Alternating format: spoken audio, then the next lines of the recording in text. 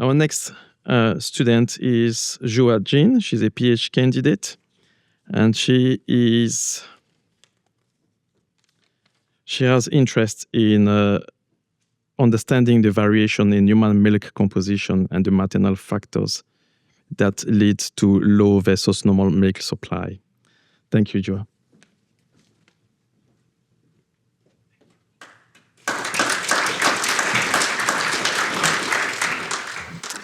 Hello everyone, my name is Xuehua Jin. Today I will be presenting reassessing low milk supply and the risk factors in breastfeeding women using a data-driven approach.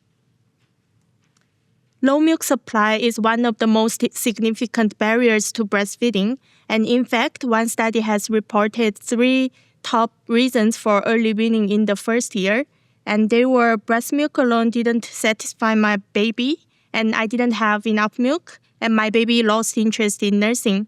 And obviously, the first 2 reasons are related to low milk supply, and those 2 reasons account for up to 55% of early weaning in the first 6 months.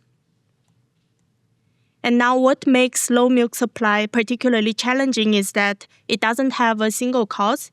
It can arise from intrinsic biological factors like breast hypoplasia, maternal obesity, GDM, or PCOS, or from extrinsic factors like insufficient milk removal, breast surgery, or nipple piercing, or even external chemical effects.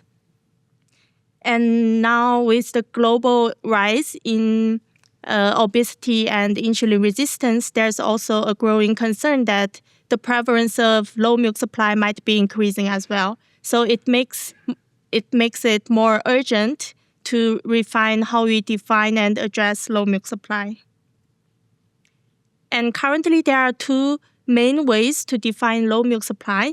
The subjective definition is based on maternal perception, which might reflect maternal experience and probably easy to be used in a large survey. However, it can be inaccurate. Some mothers may perceive a problem when their supply is actually adequate, and others may not perceive a problem when their supply is actually low.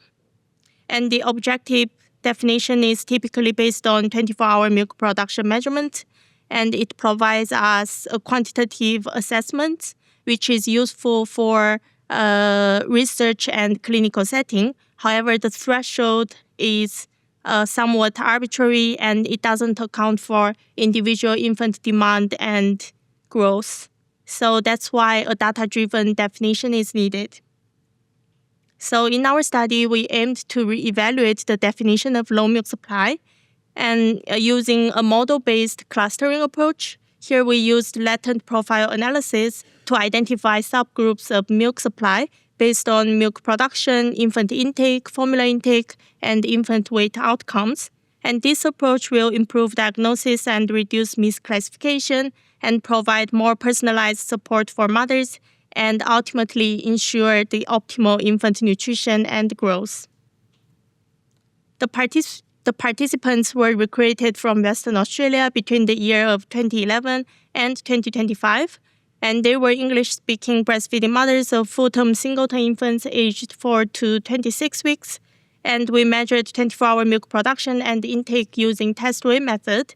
And after applying the exclusion criteria, there were 460 participants left.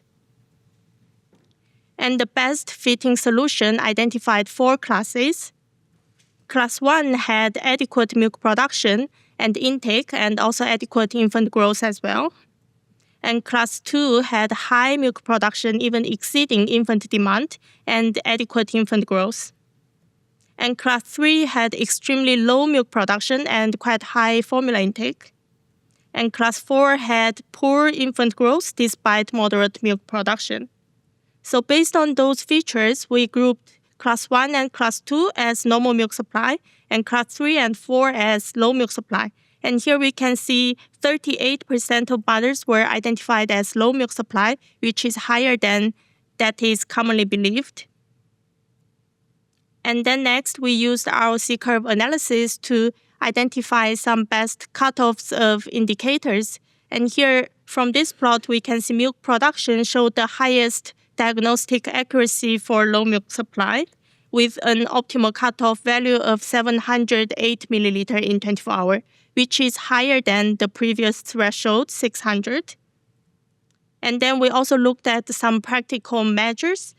For example, for exclusively breastfeeding moms, if their infant's average weight gain is less than 22 grams per day, then that might suggest low milk supply. And for partially breastfeeding moms, if their infant's formula intake is more than 122 milliliter or formula to growth ratio is more than 4.4 milliliter per gram, that also suggests low milk supply.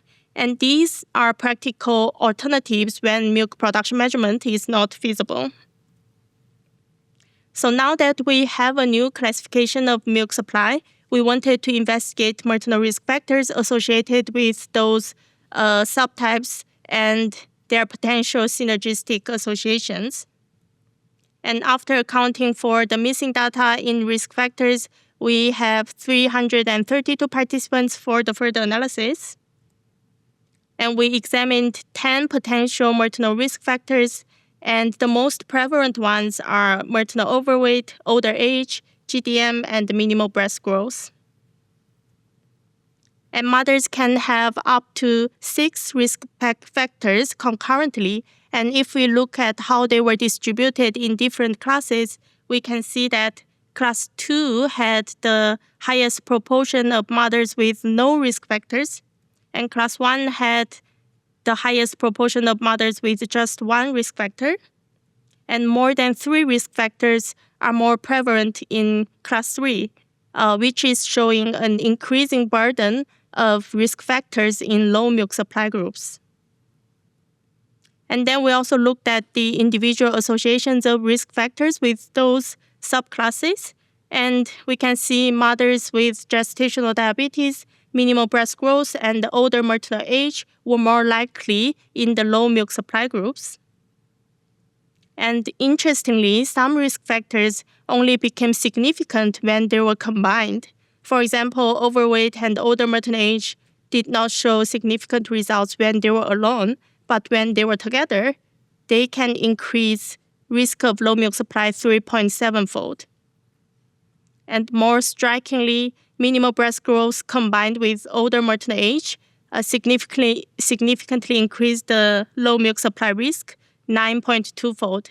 These results highlight the importance that we should consider risk factors in a multiple way instead of assessing them in isolation.